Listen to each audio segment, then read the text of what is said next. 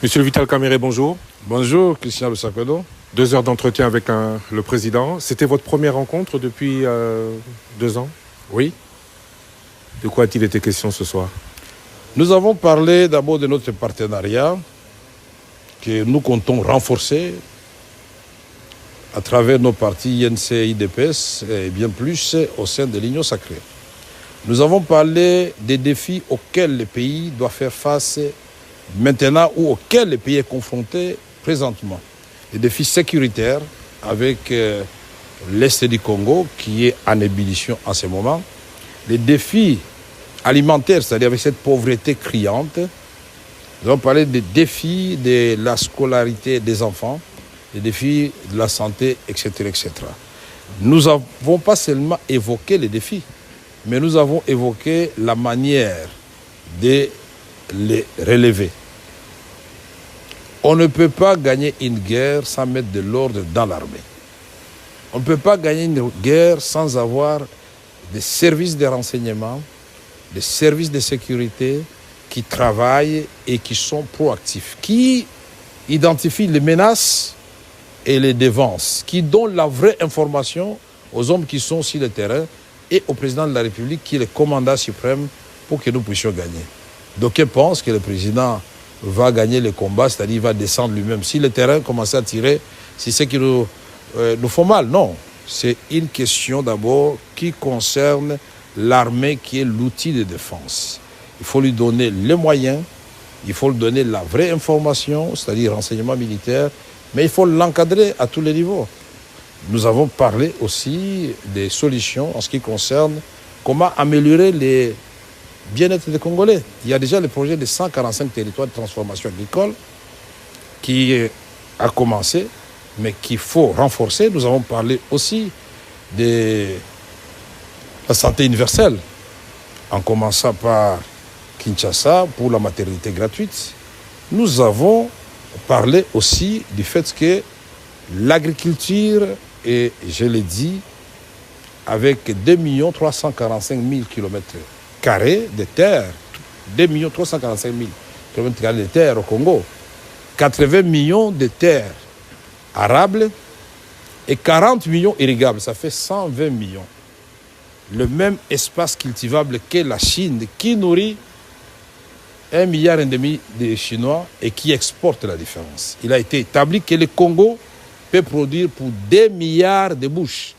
Donc ça signifie que nous devons mettre tous les moyens qu'il faut dans ce projet pour que le Congo devienne vert et qu'on produise. Nous avons parlé aussi de l'amélioration des salaires des fonctionnaires, des militaires, de tout le monde.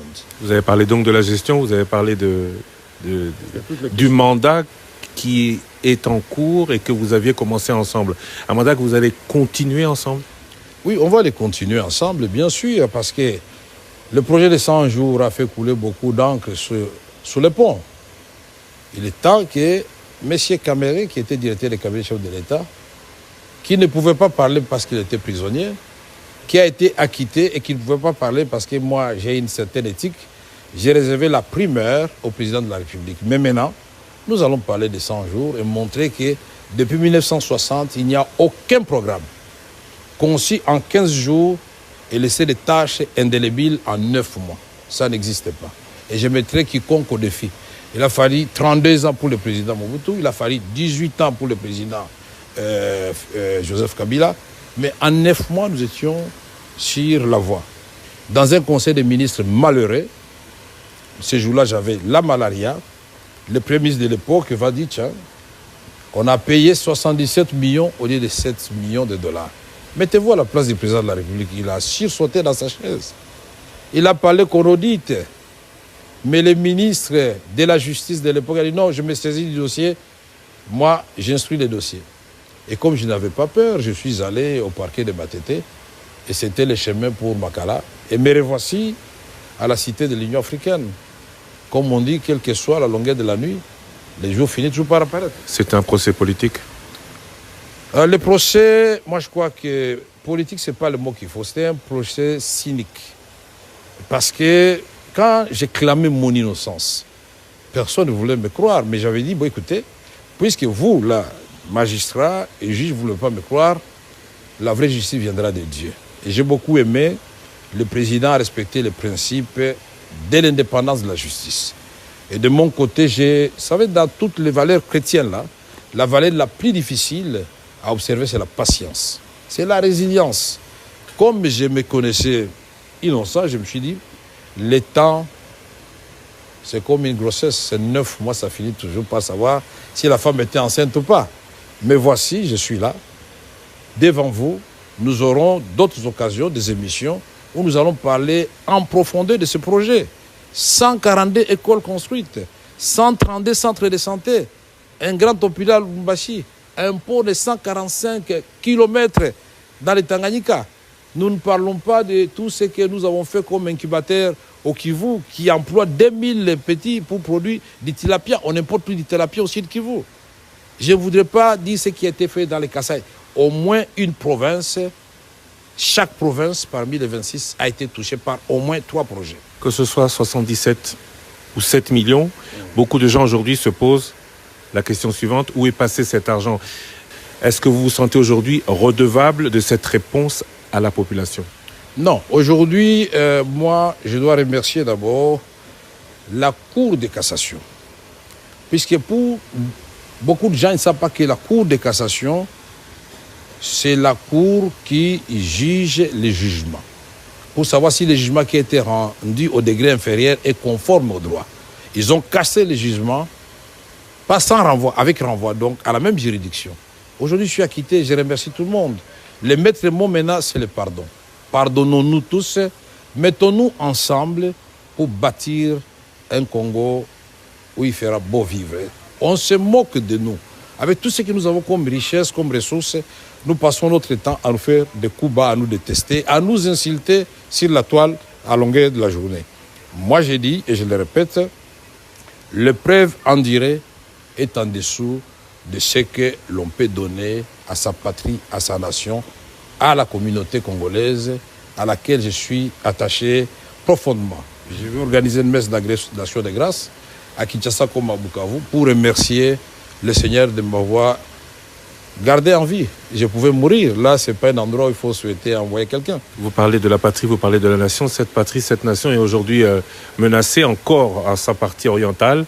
Le gouvernement parle et avance des preuves d'agression du Rwanda sous couvert du M23. Est-ce que c'est aussi votre opinion? Qu'est-ce qui doit être fait? On passe à la manière forte ou, comme vous l'avez fait dans le passé, on pacifie? Non, nous avons parlé avec le président, entre autres, de cette question, de la pacification de l'Est du Congo. Et tous nous sommes d'accord qu'il n'y a pas que l'option militaire. Je lui ai dit, ce que nous avons fait à son temps. Et toi, Christian, tu étais témoin puisque tu m'as accompagné dans cette caravane de la paix. Il y a l'option militaire, mais il y a la diplomatie, il y a d'autres options, parce que quel que soit ce que nous ferons, et la géographie, et l'histoire nous condamnent de vivre éternellement jusqu'à ce que le monde se fasse comme des voisins. Qui va transporter le Congo pour l'amener ailleurs ou le Rwanda ailleurs? Je crois qu'il y a des préalables en cela. Il faut qu'il y ait de bonnes volontés de part et d'autre. Nous sommes de bonne volonté. Il faut que de l'autre côté, il y ait la sincérité. Nous sommes sincères. C'est à eux de nous rencontrer, de nous dire en toute sincérité que cette guerre n'arrange personne. Parce qu'il y a des morts de part et d'autre. Nous devons y mettre fin. Monsieur Vital Kamerhe, en vous remerciant de nous avoir accordé de votre précieux temps. Juste une dernière question.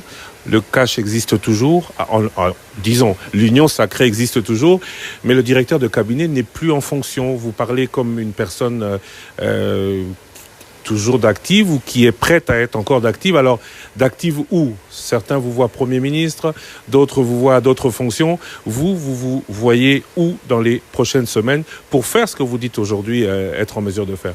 Je me vois comme un citoyen congolais déterminé à aider son pays. Même toi, Christian Lusakone, c'est ici que je vais interpeller la presse. La presse, faites une communication qui puisse aider le pays. Dans les réseaux sociaux, faites des choses qui puissent aider le pays. Il ne faut pas être nécessairement Premier ministre, Président de la République ou ministre pour aider son pays. Mais aujourd'hui, Vital Kamerhe n'a aucune ambition politique directe. Il va continuer à observer de loin, à servir sans être acteur. Non, comme on dit, la voix du peuple, c'est la voix de Dieu. Laissons Dieu s'exprimer à travers son peuple et inspirer le président de la République. Moi, je me sens à l'aise pour aider le pays. À toutes les fonctions à laquelle il vous appellera. Je sais ce que vous voulez que je vous dise, mais je ne vous le dirai pas. Merci. Monsieur Vital Kamerhe, je vous remercie. Merci.